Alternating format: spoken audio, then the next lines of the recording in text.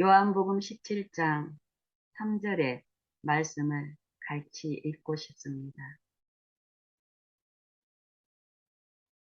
영생은 유일하신 참 하나님과 그의 보내신 자 예수 그리스도를 아는 것입니다.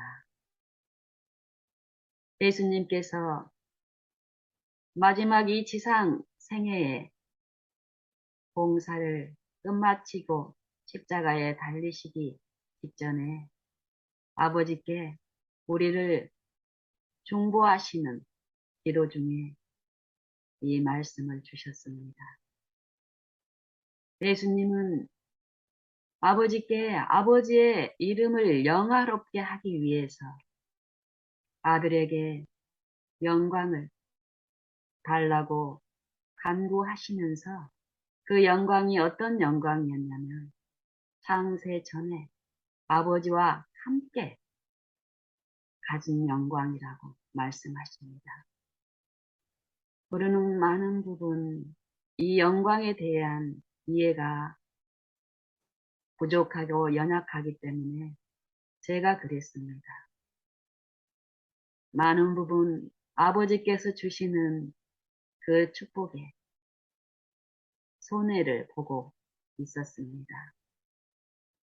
예수님은 이 땅에 생애하실 때 그리고 또 창조주로서 하늘에 계실 때에도 또 지금도 아버지뿐 아니라 아들 하나님, 성령 하나님, 이 세 분 하나님은 절대 자기 자신의 영광을 취하시는 분들이 아님을 저는 배웁니다.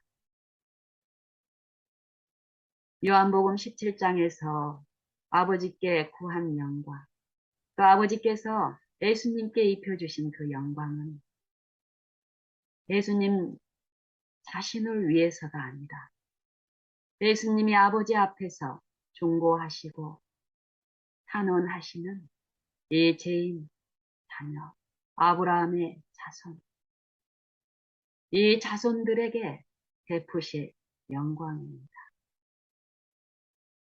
아버지의 구속은 이 죄인들에게 또 우주 고민을 그리스도 안에서 창세 전에 말씀의 능력으로 창조하셨는데 이 지구에 속한 아담과 그 자녀들은 아버지의 말씀을 거절하고 악한 자의 말을 순종함으로써 아버지의 그 영광에서 단절이 되어 있습니다. 이 자녀들을 다시 재창조의 은혜를 베푸시는 구속의 경륜을 통하여 그리스도 안에서 또 이 땅에 있는 우리 죄인들 뿐만이 아니라 하나님의 모든 피조물, 만물을 그리스도 안에서 함께 세우셨다라고 말씀하십니다. 이 구속의 경륜을 우리가 실제 삶을 통해서 성령을 통해서 알아갈 때에 우리가 하나님을 아는 하나님의 사랑과 능력, 하나님의 품성, 이것을 아는 것이 영생이라고 하신 예수님의 말씀에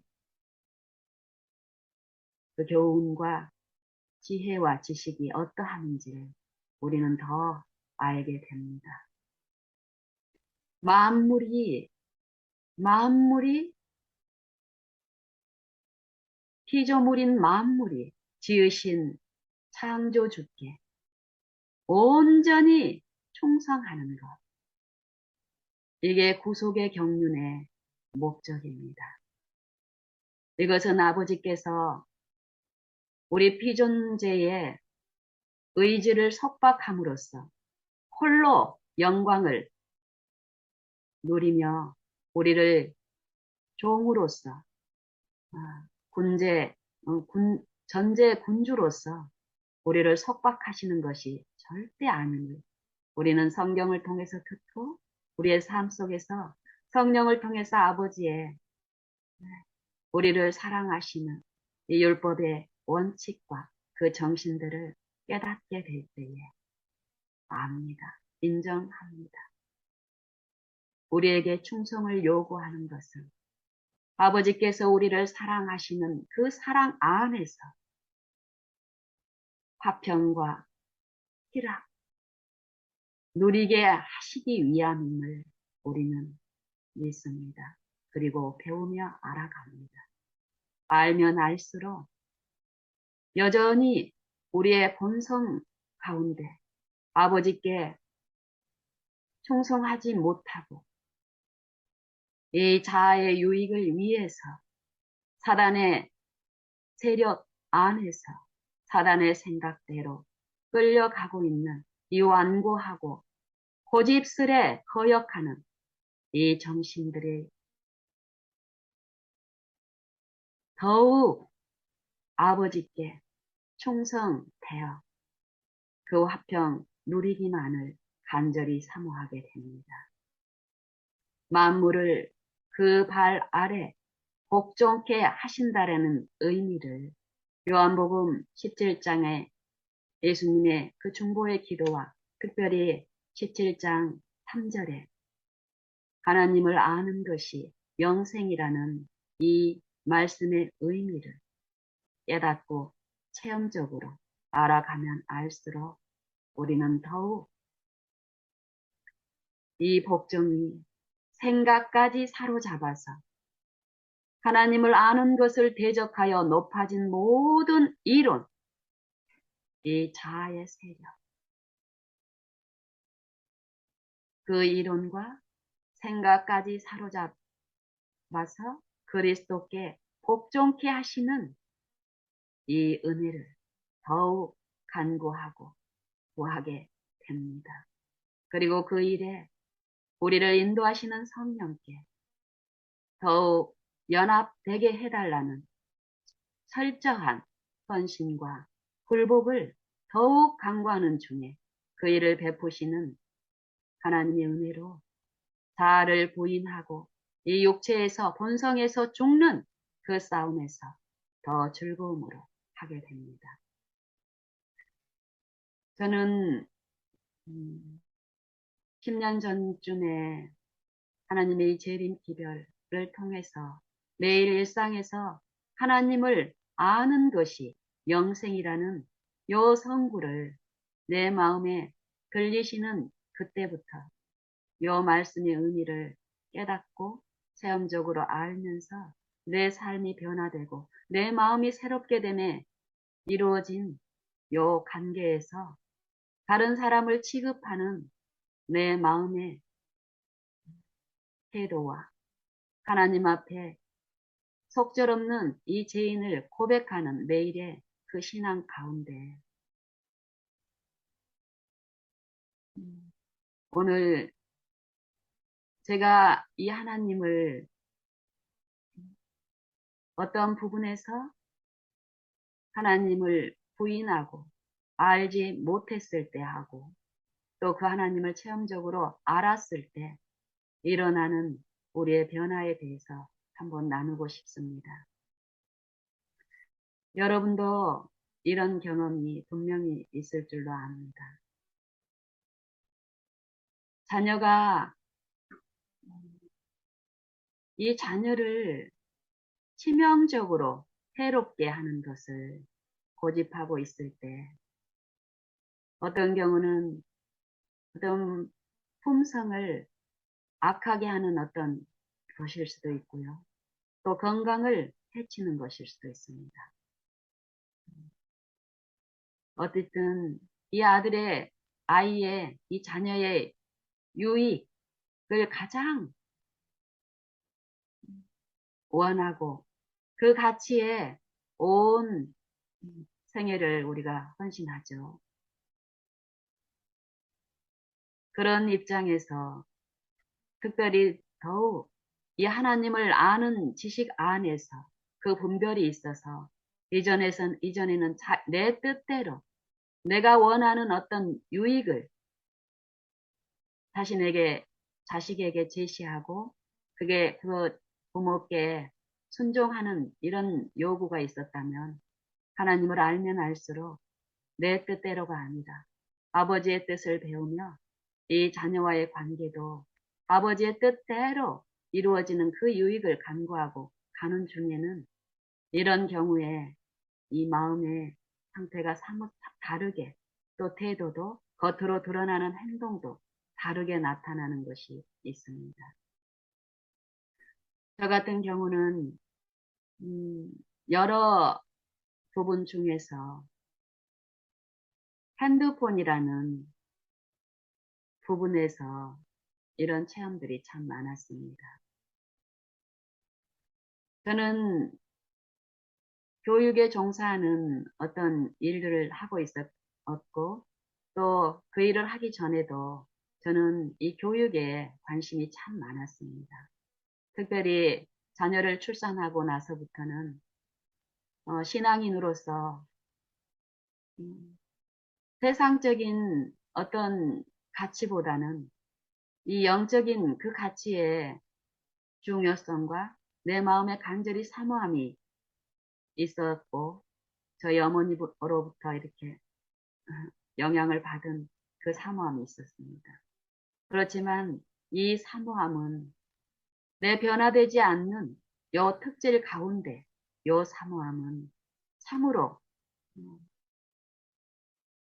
저와 또 이 자녀와의 관계에서 이 시도를 하면 할수록 시간이 깊어지면 깊어질수록 이 관계의 어려움은 많았는데요.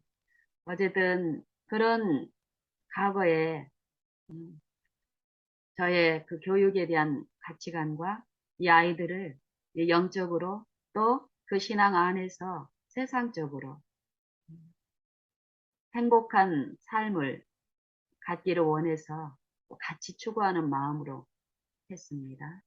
그러는 과정에서 이 아이들에게 참으로 요 신앙 안에서 또 세상 가운데 살아가지만 이 신앙 안에서 하나님과의 관계에서 행복을 방해하고 장애하는 요인 중에 하나가 핸드폰이라는 것을 제가 알게 됐습니다.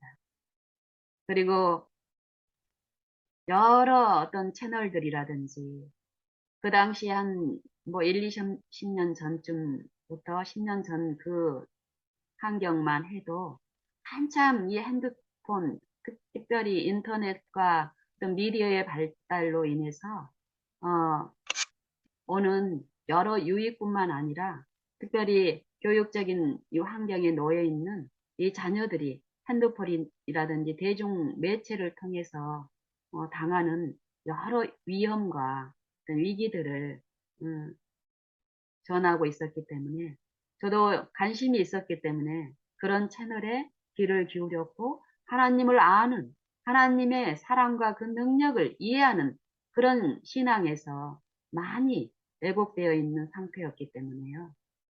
그런 미디어의 요 대중매체와 핸드폰과 인터넷을 통해서 이 자녀들에게 이르러 오는 이 영적인 손실들, 이것들을 전해 들었을 때, 마음에서는 그것을 하나님께 가지고 가서 하나님의 방법과 하나님의 지시대로 그 일을 지금처럼 했다면, 우리의 지금 결과들은 많이 달랐을 것입니다. 하지만 그때는 내 완고함과 고집스러움이 하나님의 그 호소에 마음을 열지 못하고 있는 상태였기 때문에 이 자아를 신뢰하고 내 방법대로 이 자녀들을 좀 안전하게 교육시키고 싶은 그 열정이 굉장히 남다르게 있었습니다. 그랬기 때문에 이 미디어를 통해서 교육을 통해서 안전치 못한 이 사회의 환경들을 접하면 접할수록 내 마음의 불안은 더 있었습니다. 그리고 아이들이 어렸을 때는 이 불안했지만 그래도 이 아이들이 내 말을 잘 들을 수 있는 어린 시절에는 그 일들이 순탄하게 이루어졌기 때문에 이 불안이 겉으로 이렇게 나의 삶을 지배하지는 않았습니다. 그래서 완전하게 교육을 잘할 수 있다는 그 기대와 가능성 또 희망, 또 이 아이들이 이대로 가면은 정말 행복한 삶을 누리면서 하나님 안에서도 그 사랑을 얻을 수 있겠구나. 이런 마음의 설레임으로 매일이 즐거웠습니다. 그러는 과정에서 제가 가장 먼저 시도했던 것이 무엇일까요?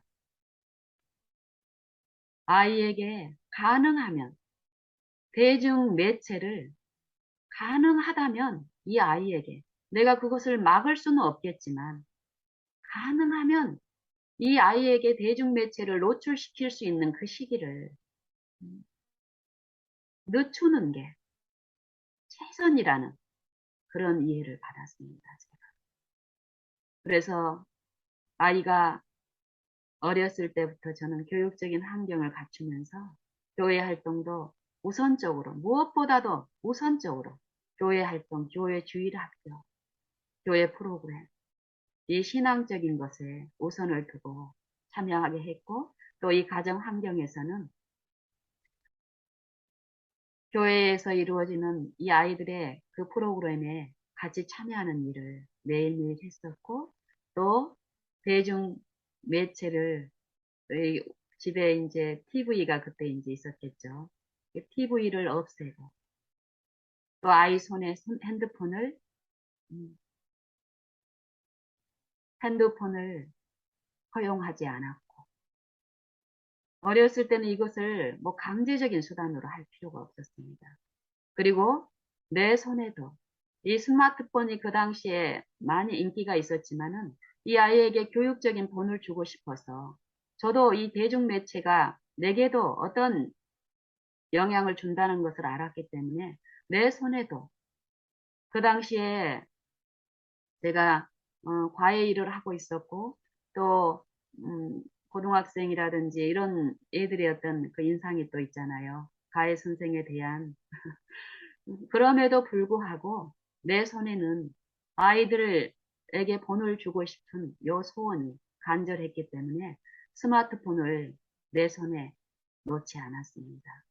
피처폰이라고 그 옛날 구식 핸드폰을 가지고 있으면서 애들에게 교육하기는 요 핸드폰을 통해서 지금 일어나는 많은 세상의 그 유익을 제공받고 있지만 그 목적으로 우리에게 전화가 주어진 게 아니다.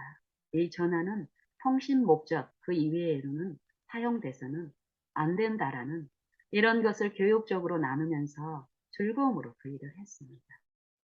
네, 그렇게 순탄하게 어떤 내가 원하는 그런 목적들이 부분적으로는 이루어진 듯 했고 또 이렇게 가면은 이루어질 거라는 그런 희망, 기대 심리가 있을 동안에는 참 즐거움으로 했습니다. 그러던 중에 이 아이들의 자아가 이제 형성이 되는데 이 아이들이 유치원을 통해서 또 교회 활동을 통해서 또 초등학교를 입학하면서부터 이 가정 안에서만 이루어지는 이 관계가 아니라 부모와 자녀만 있었을 경우는 아마 내 그 교육적인 사상 안에서 이루어진 일들은 좀 더 내 불안을 억압하지 않고 충동하지 않고 더 좀 지속이 됐을 것입니다.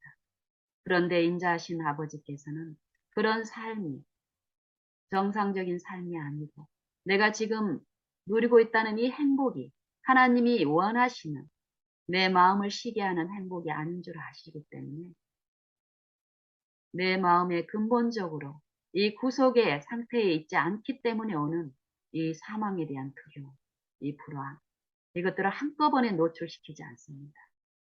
이 사건들, 일상에 일어나는 어떤 여러 관계와 매체들을 통해서 이것들을, 이 염려들을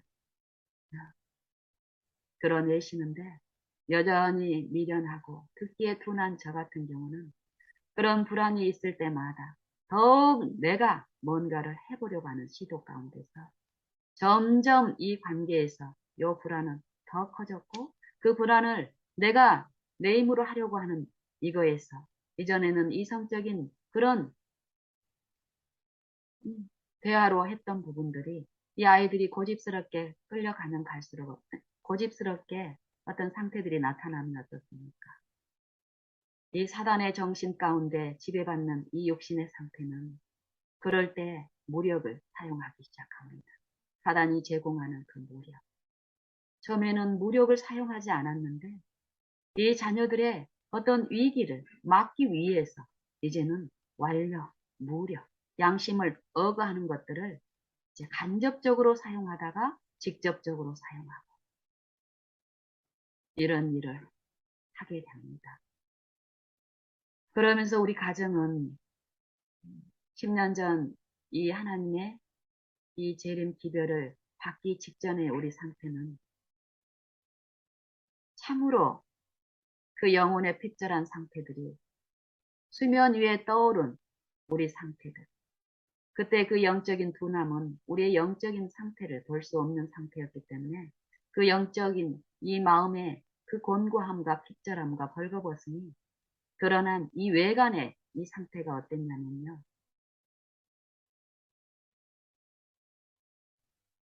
죽는다, 죽고 싶다, 죽을래? 거의 이런 상황이었습니다.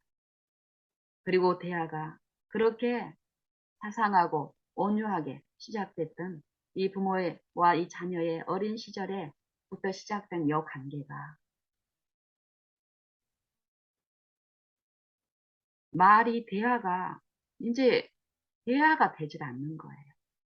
내 품성이 이 본성의 이 품성이 더욱 드러나고 하나님이 펼쳐주셨는데 하나님의 그 사랑을 이해하지 못하고 있었기 때문에 이 사단의 생각들은 어떻습니까? 하나님의 품성을 오해하고 예수님의 그 마음의 호소를 저주할 자라고 생각하게 이끌기 때문에요. 두려운 하나님, 불안한 하나님. 그래서 내 이런 잘못된 상태들이 나중에 제정신이 들어와서 보게 되는 죄책감 중에서 요걸 기를 쓰고 내 힘으로 안 해보려고 시도하고 그러는 중에 또 실패하고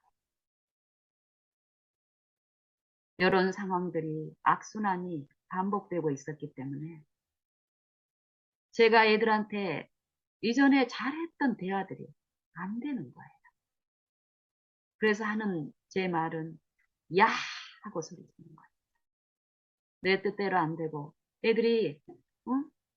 위기 가운데서 이제 곧 가야 하는 애들이 이제 오는데 오기 전에 이 아이들이 할 일이라든지 또 먹는 거라든지 어떤 필요를 엄마로서 제공을 해줘야 되는데 이 아이들이 가면 갈수록 말을 안 들으니까 이 완력이 아니면 안 듣는 거예요, 이 아이들. 그래서 10년 전 그 직전에 우리의 가정의 상태는 외부 사람이 있으면은 누가 시키지도 않아도 연기가 얼마나 탁월하게 되는지 모르는. 그런데 외부인이 우리 가정에 있지 않을 경우에 우리 가족 간의 관계에서는 참으로 참담한 말들과 템포들이 이 사단의 정신들이 들끓었습니다. 쉼이 없었고 평안이 없었고 그러면서 마음의 절규는 하늘을 찌르고 있었습니다. 야, 이 소리를 질렀을 때 애들이 잠깐 귀를 기울입니다. 근데 근본적인 방법이 아니죠.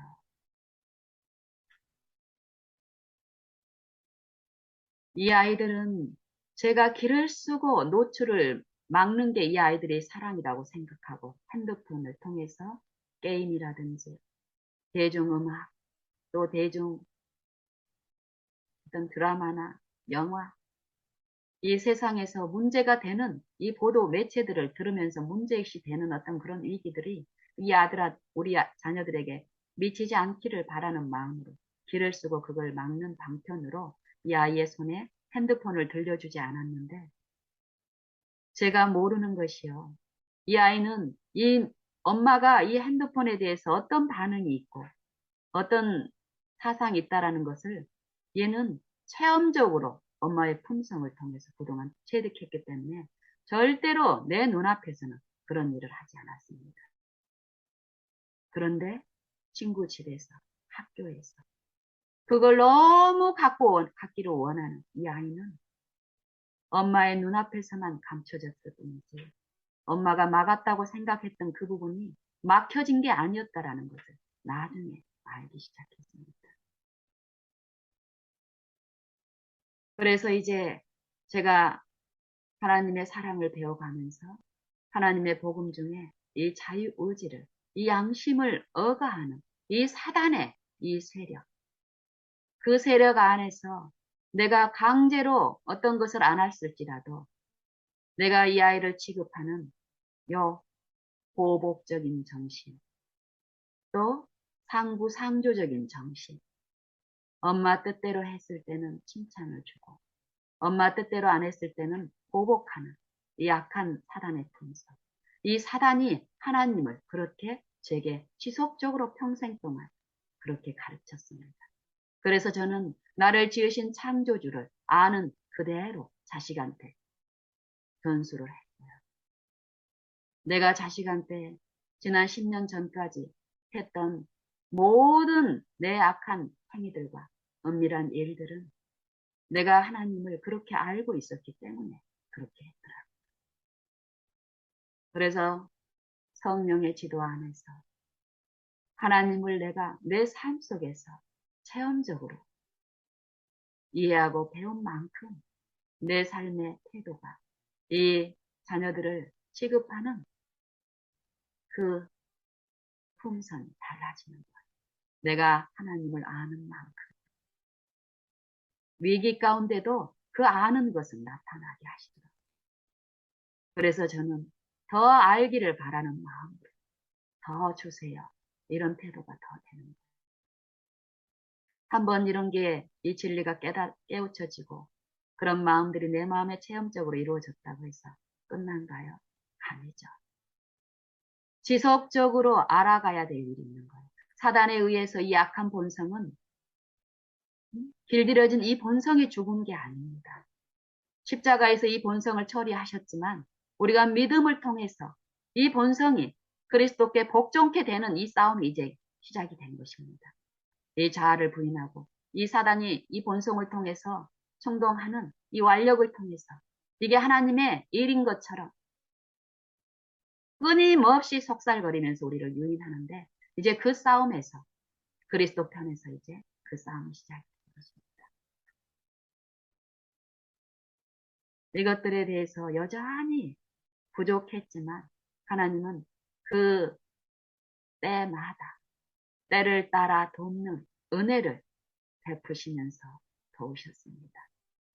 그래서 처음 이 자유의지에 대한 또 그 자유의지를 억압하고 있던 나의 잘못된 이 상태들, 태도들을 하나님이 깨우쳐 주셨을 때 그 결과가 어떠할 줄 알면서도 하나님은 안위하시고 내 마음의 심령에 이 평강을 끼치면서 하나님의 그 말씀의 호소에 순종할 수 있는 은혜를 분명히 주시더라고요.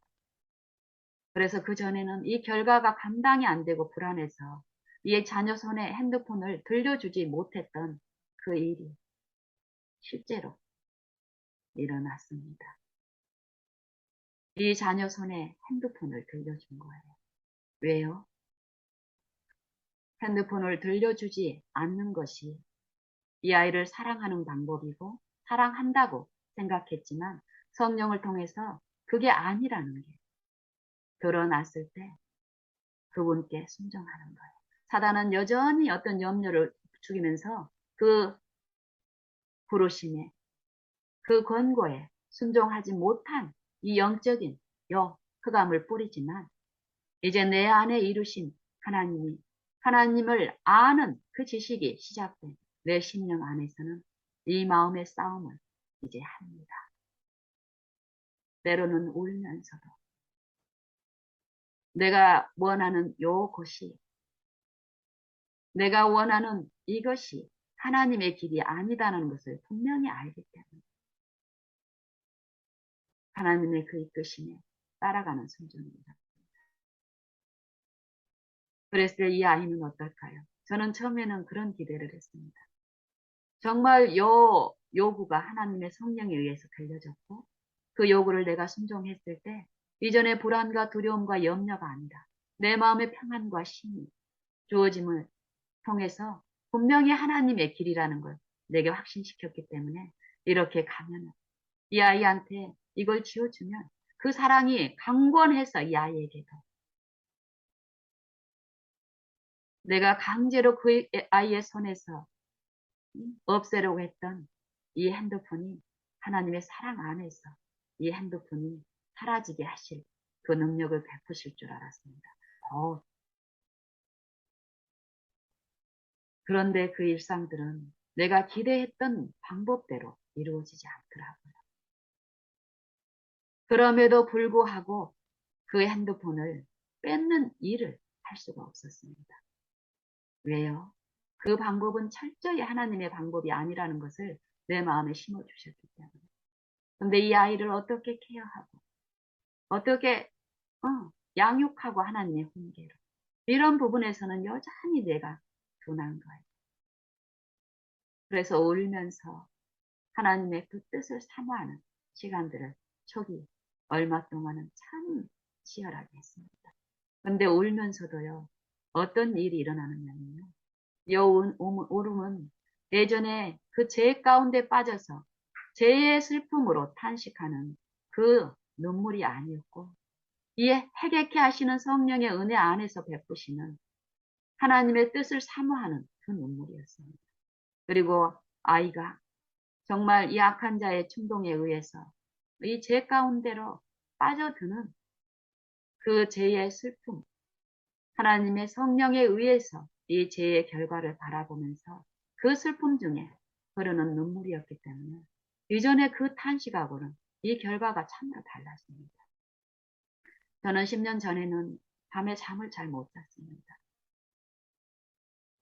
그래서 드라마로 내 시름을 달랬었고 또 잠을 자더라도 깊은 잠을 못 잤기 때문에 자고 나면 온 몸이 얻어맞은 것처럼 누구한테 얻어맞은 것처럼 힘들었습니다. 일어나요. 그래서 사람들은 자고 나면 개운하다고 얘기를 하고 나도 어렸을 때는 그랬었는데 그때 내 상태는 자고 나면은 온몸이 멍든 것 같이 얻어 터진 것처럼 힘들었습니다. 그랬던 내가 이제 성령의 지도 가운데서 하나님을 아는 요 진앙을 하면서 처음 제게 이루어진 일이 무엇이냐면 이 아들 손에 핸드폰이 주어졌으면은 이전에는 그거 염려하고 신경 쓰고 감시하고 제가 뭘 하고 요 생각 속에서 그 일을 하고 있기 때문에 어떨까요? 그것 때문에 이전에 제가 잠을 못 잤거든요. 생각이 너무 복잡하고 그 생각 속에서 염려, 근심 저 영원한 세대까지 그 염려를 끌어와서 그걸 내 힘으로 해보려고 하는 요것 때문에 힘이 없던 내가 방에 애가 밤새 이제 핸드폰이 들려졌으니까 어떻습니까? 밤새 게임을 하고, 밤새 영화를 보고, 밤새 음악을 듣고, 이러는 상황에서도 제가 잠을 잤는데, 잠깐 수초 동안 잔 것 같은데, 아침인 거예요. 나 그런 잠을 처음 자봤어요. 잠깐 잠들었는데, 우리가 내 마음이 힘이 없을 때는, 예를 들면은 5시간을 잤다. 그러면 이 몸이 힘든 것이 잠이 짧았기 때문이라고 생각하고 한 6시간을 잘 수 있으면 더 좋겠다 하고 6시간을 자는 일이 일어나면은 똑같아요. 그래서 잠을 더 깊이 못 자서 그런가 보다 이런 생각을 쉽게 했었거든요. 근데 하나님이 베푸신 그 잠을 내가 누리기 시작했을 때 처음 그 잠이 수초 동안 잔 것 같은 거예요. 짧은 잠. 그럼 이전의 사고는 요 짧은 잠 자가지고는 만족이 없는데 수초 동안 잠잔 것처럼 잤는데도 내 만족이 있는 것이 개운하고 얻어터진 상태가 아닙니다. 정말 신기했습니다. 그리고 그 잠이 계속 있어요. 그리고 한 번씩 이 아이의 어떤 그 결과들, 이 아이의 상태를 통해서 사단이 내 생각 속에서 또 유인하고 속살거리는 내 본성을 부추겨서 내 자아를 신뢰하는 쪽으로 이끌려고 하는 일들이 자주 있습니다. 그럴 때 자기를 부인하고 하나님만 의존하고 하나님만 부르짖는 요 바라보는 요 일을 가르치시면서 또 똑같은 잠을 자게 하시는 거예요. 때로는 잠자는 그 일보다 하나님과 이 교통하면서 기도하는 일이 필요할 때는 이 말똥말똥한 그 생각 속에서 하나님께 부르짖는 그 일들을 했는데 그런 일을 했을 때는요. 잠을 푹 잤을 때하고 다르지 않게 이 잠을 못 잔 그것이 나를 힘들게 하는 이 낮 동안의 삶이 아니었습니다. 똑같은 내가 알지 못하는 새임 가운데서 이 매일에서 주어지는 내 역할과 의무들을 잘 감당하게 하시면서 하나님이 지도하셨습니다. 그러는 일 가운데서 제가 초두에 말씀드렸던 것처럼 이 아이의 이 손에 핸드폰이 이제 들려졌잖아요. 핸드폰이 들려졌는데 예전에는 그 핸드폰을 강제로 뺏는 것이 이 아이를 사랑하는 것이라고 생각했고 내가 줄 수 있는 최선의 이 사랑의 방법이라고 생각해서 그렇게 했던 내가 이제는 강제로 빼앗는 게 아니라 이 아이의 손에 여전히 핸드폰이 놓여 있고 그로 인해서 우리의 삶 속에 우리의 마음에 아픔이 있지만 이것을 사단의 정신이 아니라 하나님의 마음, 우리를 취급하시는 하나님의 그 사랑, 이것을 알게 하시는 중에 하나님이 우리 죄인들을 요 자녀와 나의 요 일상의 그 매일의 관계, 이런 일상의 일들을 통해서 더욱 하나님을 알게 하시는 일들이 이 영적으로.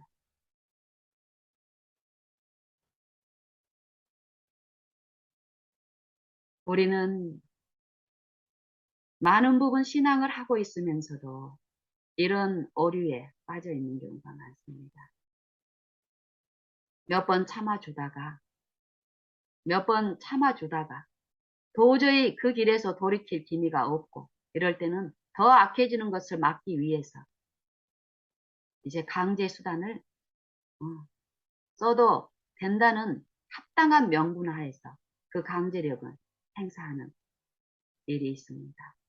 우리의 품성들이 대부분 이렇게 본성들은 이 본성 가운데서 하나님의 그 신의 성품에 참여하는 하나님을 아는 이 영생의 지식에 체험적인 지식이 없으면은 우리는 겉으로 드러나는 것에는 경건한 모양으로 가지만 실제 내 품성의 속에는 이런 정신으로 억어되는 신앙을 하게 됩니다. 그리고 사람을 취급하는 게 나타나고 이것은 내가 하나님을 그렇게 알고 있기 때문에 성경은 하나님은 한쪽에 축복을 들고 계시고 또 한 손에는 이 저주를 들고 있는 그런 분이 절대 아니라고 말씀하십니다. 그리고 십자가를 통해서 요 진리를 분명하게 우리 각 사람에게 비추셨습니다. 그렇지만 이 하나님께 내 마음을 전적으로 드리는 이 성령의 지도하에 우리가 나아가지 않을 때는 하나님을 믿고 하나님을 아는 신앙을 하고 있는 중에도 여전히 이 본성을 통해서 배양해 놓은 하나님을 잘못 알고 있는 이 지식에 의해서 사람을 취급하게 됩니다. 저는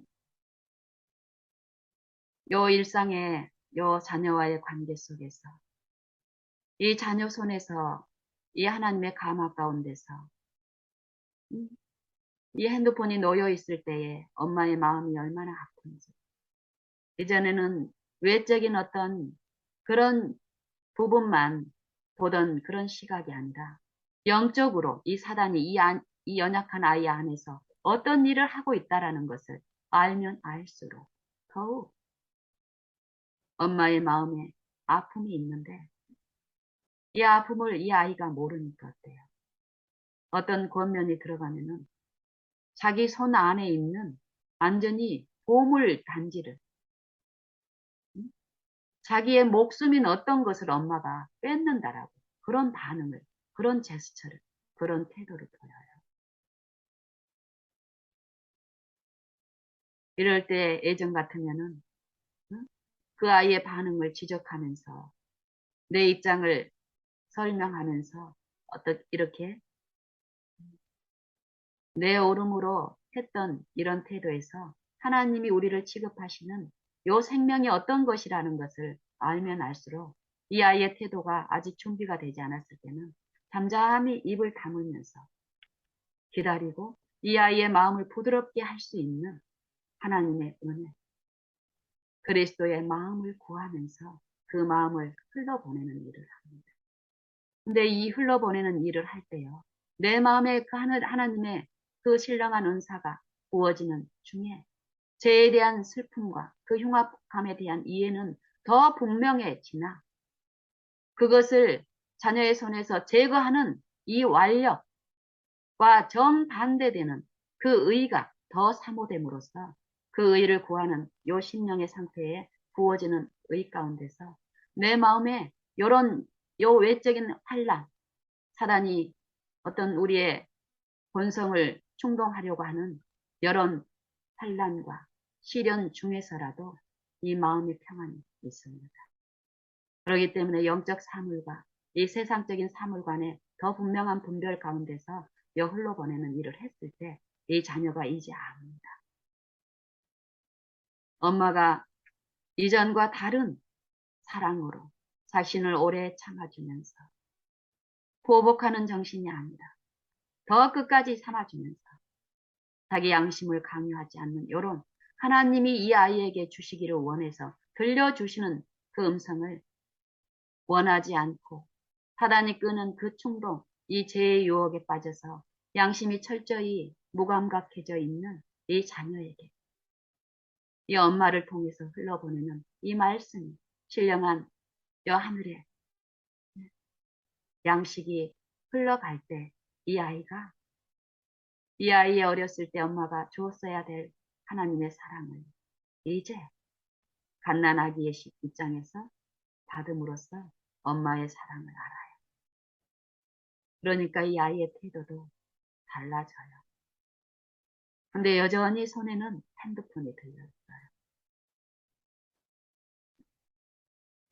그러면 이제는 이 정도에서는 강제로 엄마가 할 만큼 다 했으니까 강제력을 동원해서 이 핸드폰을 빼앗는 게 사랑일까요? 하나님이 길이 참으시고 용납하시고 우리의 해결을 도우셔서 아무도 멸망하지 않고 하나님의 구원에 참여케 하시기를 원한다라는 아버지의 그 마음이 더욱 깊이 이해되면 될수록 나도 내 삶에서 더 참고 이전에 행사했던 어떤 완력을 쓰게 하려는 사단의 그 충동과 유인의 제 습성에서 죽는 일이 분명히 일어납니다. 더욱더욱 하나님의 신의 성품에 참여케 하는 의를 구해서 나누어 입는 일이 분명히 있습니다.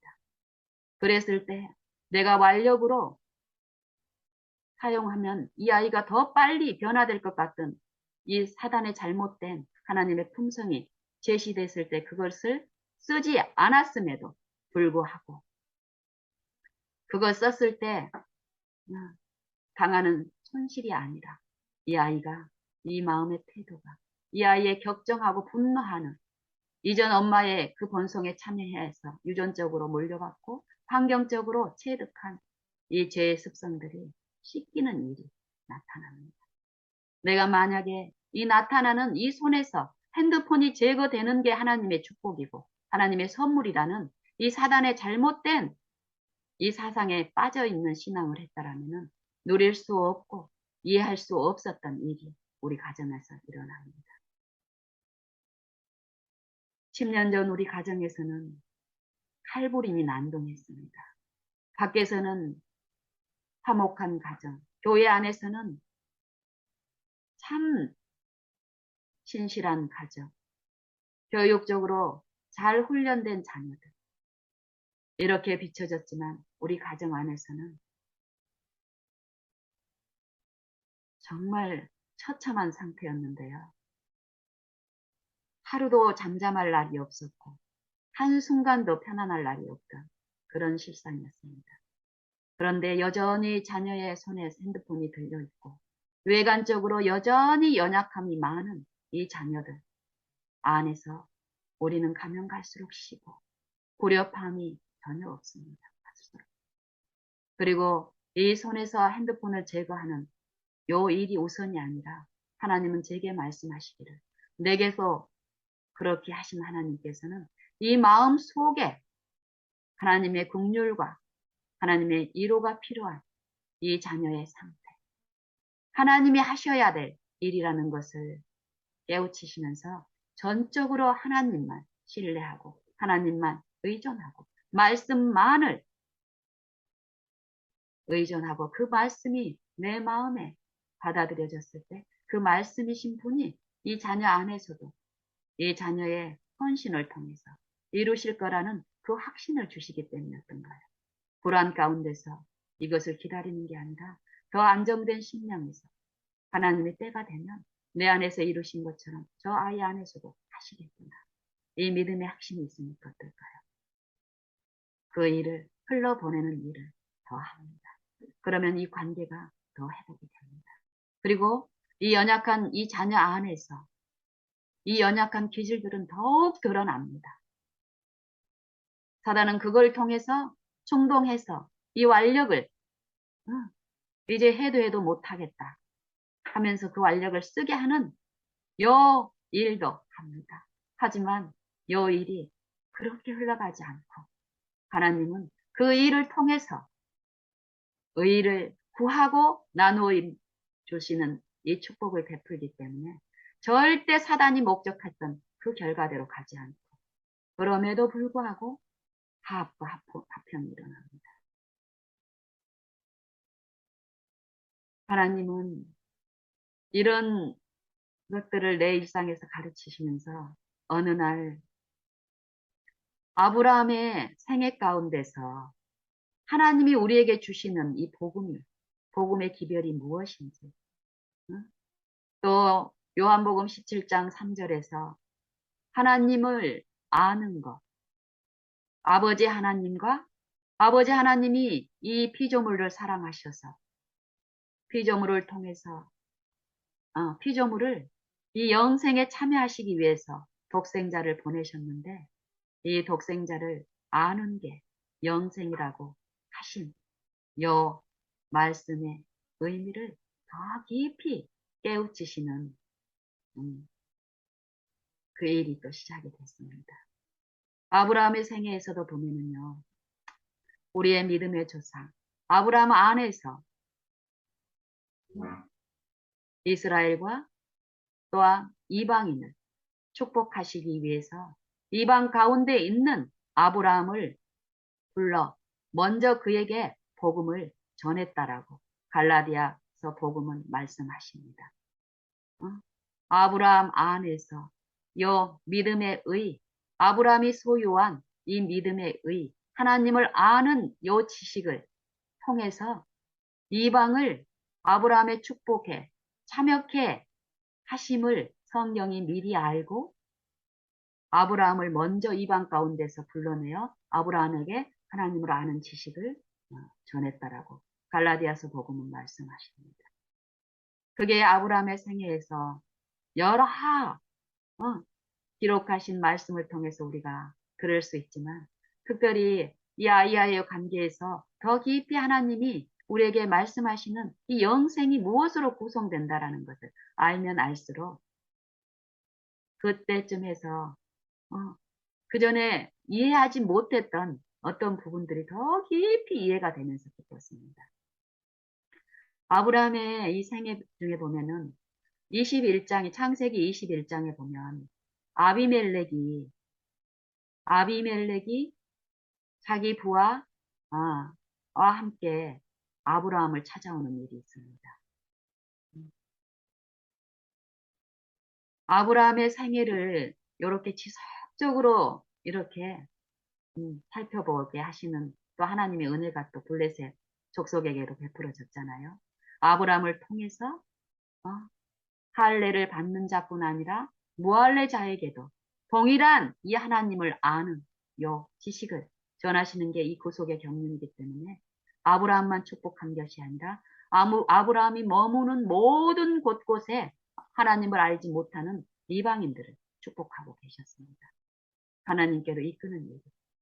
요 블레셋 족장인 아비멜렉과 아브라함의 이 관계 속에서도 하나님의 그 복음이 어떻게 펼쳐지는 것을 우리는 들을 수 있는데 여러 어떤 교훈들 중에 특별히 어, 우물이 이 중동의 이 사막 지역에서는 어떤가요?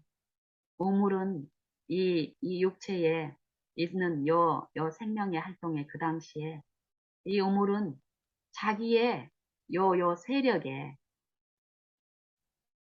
상징이기도 했고 이 생필품 중에서 이 생계에서 아주 어, 불가한 아주 필요한 생계 수단 중에 하나였습니다. 이 우물이. 근데 아브라함이 이 우물을 통해서 하나님은 이 창세기 26장에서 하나님을 아는 지식, 하나님이 우리에게 무엇을 요구하시고 우리를 어떻게 취급하시면서 그 본을 끼치면서 가르치시는지를 교훈하고 있음을 볼 수 있습니다. 아비멜렉과 그 부하들은 그 족속들은 블레셋 족속들 그리고 이방의 족속들은 우물을 많이 소유하고 있는 게 부의 상징이었고 또 필요한 우물이 있을 때는 자기의 권력을 향상해서 강제로 늑탈하는 게 자기의 힘을 과시하는 삶이었습니다. 그런 하나님을 그렇게 알고 있기 때문에 그런 삶을 산 거예요. 사단에 의해서. 사단의 종된 이 죄에 종된 이 육신의 상태에서는 하나님을 사단이 생각하는 그 생각으로 하나님을 알기 때문에 사단한테 이끌려서 그 죄의 유혹에 빠져서 결국 그런 죄를 짓게 됩니다. 하나님을 불신하는 하나님을 모르는 지식 완력으로 나를 높이고 완력으로 남을 빼앗고 남의 부를 이 블레셋 족장이 그런 이방인들 중에 하나였지만 하나님은 그들을 사랑하셔서 먼저 이방 가운데서 하나님의 복음을 받고 그 복음에 체험한 하나님을 아는 지식이 있는 이방인을 아니 아브라함을 그들 가운데 보내셔서 가르쳤습니다. 그런 블레셋 족장 아비멜렉이 어느 날 아브라함을 찾아와서 말을 합니다. 내가 너를 자세히 보았는데 네가 하는 모든 일에 하나님이 함께 계시는 것을 내가 본다. 알게 된다. 그러니 나와 언약을 맺자야 돼. 그게 무엇이냐면은 아직 아비멜렉은 아브라함처럼 하나님을 그렇게 알지 못합니다. 그래서 여전히 아비멜렉에게는 하나님은 두려운 하나님입니다. 그래서 하나님이 축복을 베푸신 그 자들에게 어떤 해를 끼치면 해를 받는다라는 이 두려운 하나님을 또 알고 있었고 또 그러기 때문에 축복을 받는 자들 가까이 가서 어떤 언약을 체결하면서 하나님의 그 축복을 누리려고 하는 우리의 연약한 심정이 아비멜렉에도 있습니다. 나의 연약한 심정들. 그것을 아시는 아버지. 하나님을 알기 시작한 하나님의 영생의 지식을 체득한 자들 가운데로 그들을 불러서 연합하게 하는 일을 베푸시는 하나님의 친절하심을 볼 수 있습니다. 그런 하나님의 뜻을 알고 아브라함은 아비멜렉이 너는 하나님의 축복을 받은 하나님의 자녀인 것을 내가 이제 인정한다. 그러니까 나하고 이 동맹을 체결하자. 언약을 체결하자. 나와 내 자손에게 거짓되이 행치 않기로 맹세하고 하나님 앞에서 언약하자 이 말입니다. 이것은 아브람 개인적으로 독단적으로 하는 게 아니죠. 하나님의 섭리 안에서 하나님을 아시는, 하나님을 아는 지식 안에서 성령의 권고하심에서 아브라함과 이 이방을 축복하기 위해서 베푸시는 이 섭리 가운데서 분명히 하나님의 성령의 지도하심에서 일어났습니다. 그러면서 요 언약 관계를, 요 언약을 맺으면서 아브라함이 하는 말이 있습니다. 언약을 맺기 전에 요 일을 우리는 많은 부분 하죠. 하나님을 모를 때는 단도리를 잘하기 위해서, 또 협박하기 위해서, 어떤 강제력을 동원하면 요 어떤 유익들이 더 클 거라는 이 사단의 충동 가운데서 완력을 쓰게 됩니다. 아브라함은 근데 끝까지 그러지 않습니다. 언약 체결한 후에 우물 얘기를 합니다.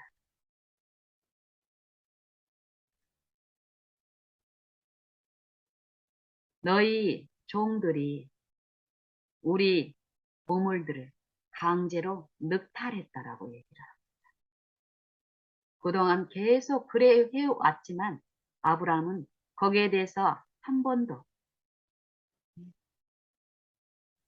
이 사단이 충동하는 이 본성에 참여함으로써 하나님을 모르는 그 지식에 참여함으로써 하나님을 슬프게 한 게 아니라 아브라함은 아비멜렉의 종들이 아브라함이 판 우물을 강제로 와서 빼앗는 거예요. 그러면 그것을 주고 다른 데 가서 또 파는 거예요. 근데 또 와서 아비멜렉의 종들이 강제로 늑탈을 해요. 그러면 싸우지 않고 그걸 그대로 주고 또 다른 곳에 가서 파요. 이런 일을 계속했습니다. 아브라함. 그 중동의 요 생계수단인 요 물, 그런 일을 하고 있는 아브라함 안에 사단은 분명히 시험했을 것입니다. 아브라함아, 너 이렇게 가면은 또 너 너뿐이니? 네가 부양해야 될 그 식솔들이 얼마야? 다 굶주려 죽는다. 광야에 있는 모세가 인도했던 고대 이스라엘 족속도 어땠습니까? 만나를 통해서 먹이시고 관석을 통해서 물을 공급하는 중에도 그 큰 이적을 체험하는 가운데서도 잠깐 어떤 위기가 올 때마다 어땠습니까? 하나님을 불신하고 요 불신이 그들 자신의 생각으로 일어난 게 아니라고 성경은 얘기합니다. 사단이 그들 안에서 불신을 충동하고 자아를 충동하고 자신을 섬기려고 하는 요 말들을 흑암으로 뿌렸을 때, 유혹했을 때 거기에 붙들린 결과가 그렇게 나타났다고 합니다. 성경은. 아브라함 안에서도 그렇게 했을 것입니다. 제 안에도 그렇게 합니다. 수시로. 그런데 이제 하나님을 아는 사람들은 그 충동에 속절없이 무력하게 끌려가지 않습니다. 싸우는 일이 있습니다. 주님을 부르면서 인내하는 일이 시작됩니다. 그 일을 통해서 베푸신 은혜를 체험합니다. 승리하는 일이 있습니다.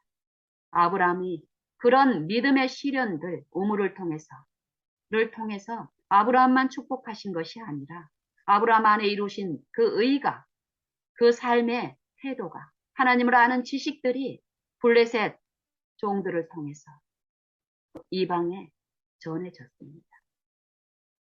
그들 안에 복음이 선포되는 일이 일어났습니다. 그 일을 통해서 아비멜렉은 아브라함을 통해서 하나님을 받고 그 하나님을 바라보는 일의 과정 중에서 섭리 가운데 아브라함과 그런 언약을 맺게 하셨습니다. 더욱 하나님을 아는 지식 안으로 이방인들을 인도하시기 위해서요. 그래서 아브라함은, 그걸 아는 아브라함은 그들을 책망하고 비난하는 목적으로 안다. 내가 아는 하나님이 어떤 하나님인지를 다시 얘기합니다.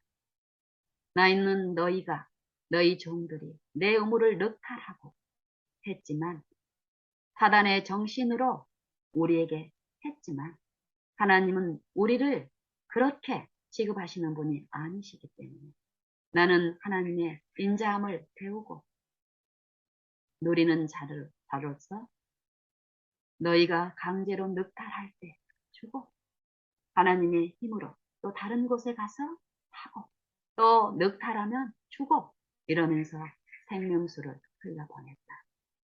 너도 이제 요 하나님을 아는 지식, 하나님이 피조물을 지배하는 이 율법의 정신을 나와 같이 이제 체험적으로 알아가는 일에 연합하자. 이 언약이 그 언약입니다. 창세기 3장 15절에서 주신 그 언약은 지금 오늘의 날 우리에게 주신 언약, 아브라함 안에서 세운 언약, 동일한 언약입니다. 사단을 통해서 잘못 꼴지어진 하나님을 아는 지식, 그 지식에서 철저히 씻기고 돌이켜서 하나님을 실제로 아는 그 지식 안에서 쉼을 누리라는 언약입니다. 그렇게 할 수 있도록 만반의 준비를 갖추시고 그 은혜를 부어주시면서 승리할 수 있는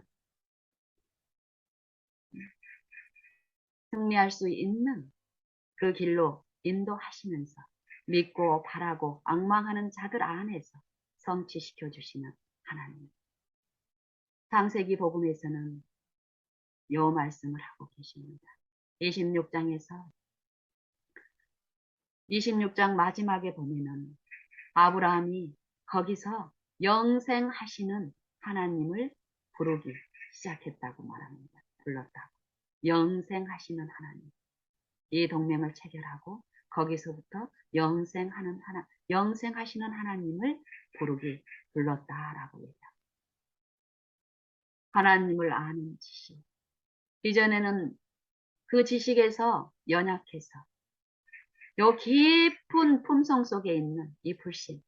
하나님이 자기 자녀들을 돌보시지 않을 수 있는 어떤 환경에 처하게 해서 사단은 요 하나님이 자신을 보호하실 수 없는 그 형편 가운데서 이 사단은 충동을 했습니다. 자기 아내를 동생이라고 이 선의의 거짓말을 하겠습니다.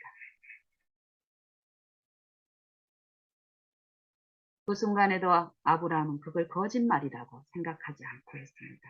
근데 분명히 그 중심의 사단은 하나님을 불신하는 품성을, 하나님의 능력과 사랑, 이런 위기 가운데서라도 하나님은 우리를 넉넉히 구원하실 수 있는 하나님의 능력에 대한 불신이었고 또 자녀의 위기를 창조주가 그 피조물의 모든 것들의 실제의 삶 전반을 아시고 그 이 마음의 생각과 뜻까지 감찰하시는 하나님의 자비. 왜 감찰하시냐면 감시하시기도 아니라 완전히 보호하시고 구원하시기 위해서 돕기 위해서 아시는 하나님의 품성에 대한 요 불신이 아브라함의 생애에서 하나님을 아는 지식에 은혜가 풍성했지만 사단은 저 깊은 곳 속에 있는 사단이 길들여 놓은 아브라함도 모르는 요 깊은 품성의 어떤 약점을 그때 끌어내서 하나님을 불신하게 하는데 성공했습니다. 그렇지만 하나님은 그 섭리 가운데서 그 위기가 아니면은 하나님이 이 아브라함이 자기의 그 결함과 약점을 볼 수 없는 그 섭리를 통해서 그걸 보게 하시고 인정하게 하심으로써 씻는 일을 하셨습니다. 하지만 이 사단은 어떻습니까? 자기가 넘어뜨린 그 결과, 하나님의 품성을 오해하고 자기를 섬긴 그 일, 그리고 아브라함이 이 독자 이삭을 약속으로 주신 요 약속을 기다리는데 실패해서 또 이 사단이 사라를 충동해서 인간적인 방법으로 하나님을 성취하려는 시도에서 또 넘어지는 일이 있었습니다. 그때도 아브라함은 어땠습니까? 철저히 하나님의 성령을 통해서 그 은혜 안에서 해결을 했고 하나님을 아는 지식에서 더 향상되는 일을 하게 하셨습니다. 그렇지만 사단은 우리를 고소하죠. 이런 약점 저런 약점. 아브라함은 나의 종입니다. 하나님의 것이라는 것을 인정하지 않는 끝까지 그 싸움을 겁니다. 하나님은 그런 사단의 주장이 사실인 것 같이 허용하시기를 원하지 않습니다. 철저한 그 시험을 베푸셔서 그 시험 전에 하나님을 아는 지식 가운데서 넘어졌던 그 잘못된 것들의 길에서 철저히 돌이키고 그거에서 승리할 수 있는 그 의를 나눠주심으로써 준비시킨 다음에 하나님은 사단의 그 고소에 완전한 충성을 드러낼 수 있는 이 믿음의 시련을 허락하십니다. 그게 창세기 22장에서 베푸신 은혜입니다. 완전한 충성을 입증했습니다. 21장에서 하나님을 모르는 아비멜렉과 그 족속들에게 하나님을 아는 지식을 체득함으로써 나눠주는 이 의의 체험들을 통해서 영생하시는 하나님에 대한 그 지식을 가르치신 아버지, 영생하시는 하나님을 부르기 시작한 아브라함에게 22장에서 사단이 고소한 그 부분에 대한 믿음의 시련을 허락합니다. 하나님이 준비한 때에 하나님이 방법으로 배운 자녀들은 이 감당할 시험 아니고는 우리에게 당한 것이 없다고 말씀하신 대로 아브라함이 당하는 시험이 아무리 어려웠을지라도 하나님이 판단하시기에는 이전처럼 그 믿음으로 하나님만 신뢰하는 그 배운 바 지식에 믿음을 합한 결과로는 완전한 충성 가운데서 사단이 다시는 이 자녀를 자기 것이라고 고집하고 고사할 수 없는 그 승리를 주실 수 있다고 아시는 하나님께서는 그 시험을 허락하십니다. 우리가 그 시험 중에서 매일의 시험 중에서 넘어지는 이유는 그 하나님을 알지 못함으로 못하게 하는 속살거리는 사단의 그 충동에 유인돼서 하나님을 불신으로 이 불신의 세력에 연합함으로 당하는 실패들입니다. 제 경우를 보면 그렇습니다. 하나님을 알면 알수록 이 사단이 어떤 식으로 우리 안에서 흑암을 뿌리며 또 속살거린다고 지절거린다라고 얘기하죠.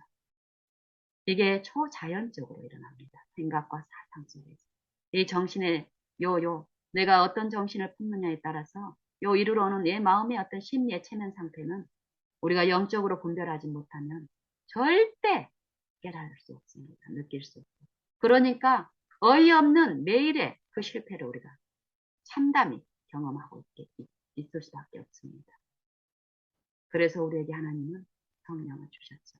원하는 자에게 부어주십니다. 저는 이 매일의 일상에서 내가 하나님을 알지 못하는 그 지식으로 일구어진 이 본성의 안에서 내가 뭔가를 할 수 있다라고 생각하면서 이 자녀와의 특별히 내가 가장 사랑하는 이 자녀들의 교육에 이 관계에서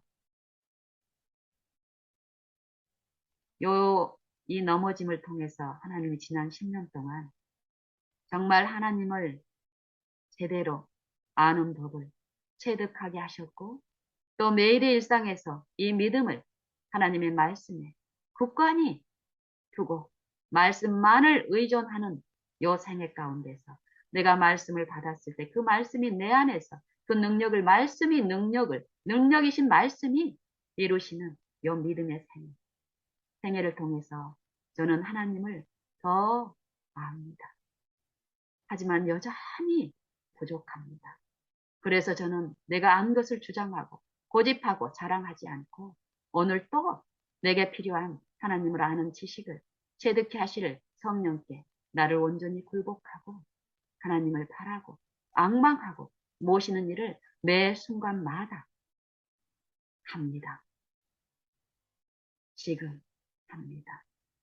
하나님은 분명히 역사하시고 약속하신 말씀대로 믿는 자 안에서 성취하시는 분임을 저는 확신합니다.